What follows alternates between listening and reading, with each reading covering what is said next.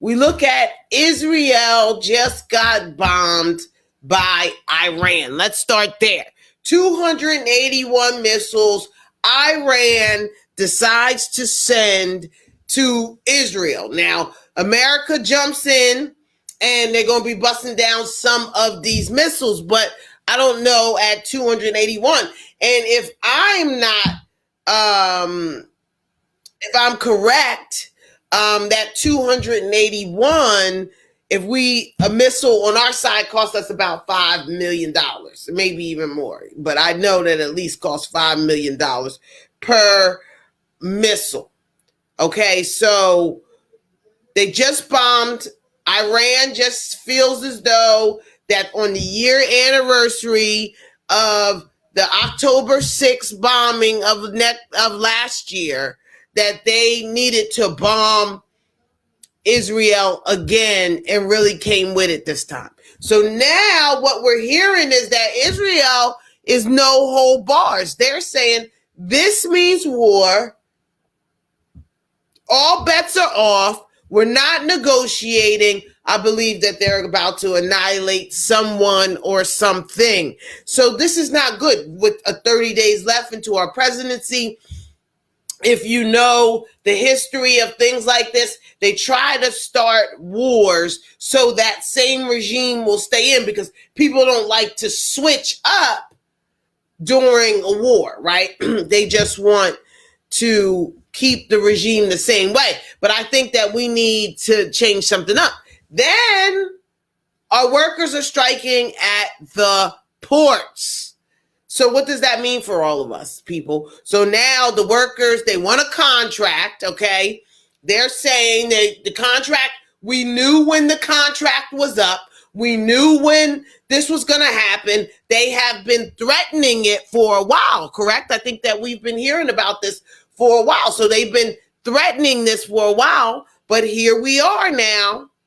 And now they're saying, not saying, they're actually doing, they're on strike. So the port workers on strike is not good for any of us, because what they're doing is that they're holding up the goods that we need across America. And then I got a little sideline piece going across my timeline today and saying that it's just not about the goods, it's about the sex trafficking that's going on too. Oh my God, why isn't that part in the news if that's what's happening? So there is so much going on, people. And like I said, 30 days before the next election, we've got to figure something out, okay, about what we're going to do and how we feel about this and the way we're voting. Right now, Kamala, she's on the burn right now because everybody is yelling at her because of the hurricane relief. I think it's Hurricane Catherine. I'll look it up in a second. Don't quote me on her name this time. But the hurricane that just hit Florida very ravaged some areas and hit North Carolina. How ironic that this is a battleground state. Now they're saying that Madam Vice President doesn't have her situation in order because she hasn't had the response. The response is not on point for North Carolina. And they're saying, oh, we're waiting to see. But you're sending bombs, you blocking bombs, you sending money, you sending all this to all these other places. But when it comes to right home, right here, we're waiting for FEMA to kick in. So we have to really think about this. Now, these workers on strike, let me go back. I'm sorry, I skipped that. These workers on strike, what's going to happen is our food is going to go up. So Biden didn't put together a plan to say, hold on, our American people don't need any more strife. He didn't put a plan together for that. He did not. What he said was, I'm going to stay out of it. Now, if you guys don't see that there's a real plan and there's something going on in place, so he's not going to stop the workers from striking.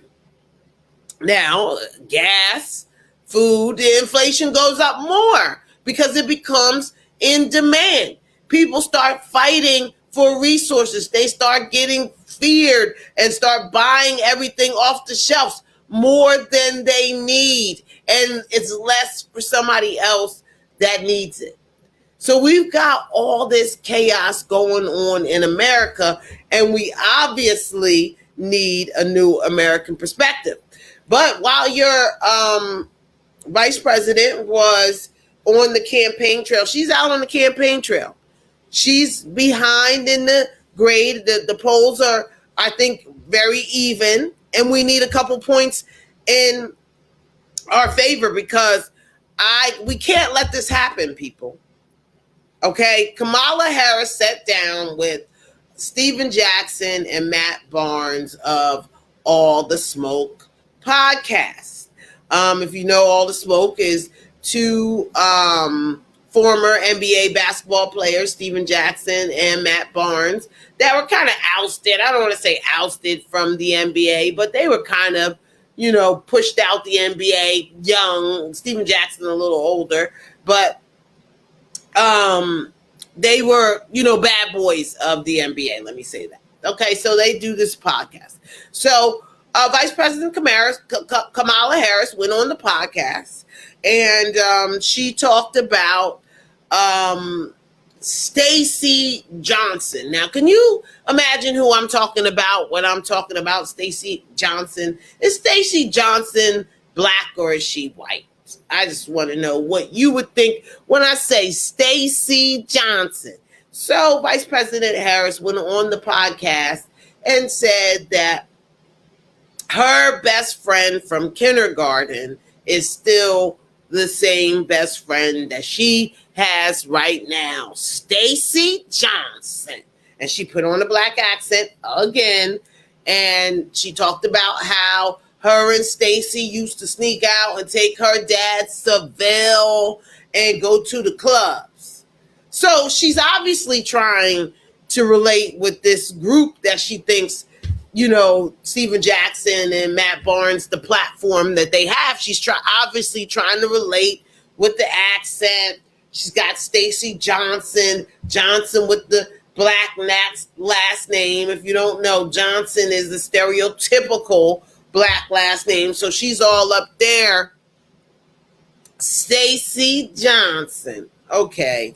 Stacey Johnson. I'd like to meet Stacey Johnson. Can you produce Stacey Johnson and where Stacey Johnson grew up, how you guys became friends? Because you brought this up, Vice President Harris. You brought this up. And the problem that I have is that according to my record, she went to high school in Canada. So did Stacey live in Canada as well? And you didn't go to school in California when you were younger. You did when you were a youth, but then you moved to Canada. So did you and Stacey keep in contact once you moved from Oakland or the outskirts or the suburbs of Oakland, is what I'm hearing, to Canada? Did you guys keep that? Or did Stacey come see you and say, do you remember me, girl? Remember we used to chill when we was 3 and 4 years old, kindergarten? Remember that? So I'd like to know a little bit more about Stacey, since you're offering Stacey and some pictures of y'all going to the club in the Seville, Vice President Harris, because I call cap on that. Okay? I call cap. And this is what's messing me up and making me mad about everything. It's not so much whether this woman is a black woman, an Asian woman, a white woman, or in between. You're a woman. You're a first generation American. But you are impeding on the minds of my community in order for you to get a blind vote. Instead of you going to this community and really saying, this is what we need to do. This is how we need to do it. You pander and talk about my mom raised 2 black girls. But in the pictures, you got the all the garb on from Indian culture.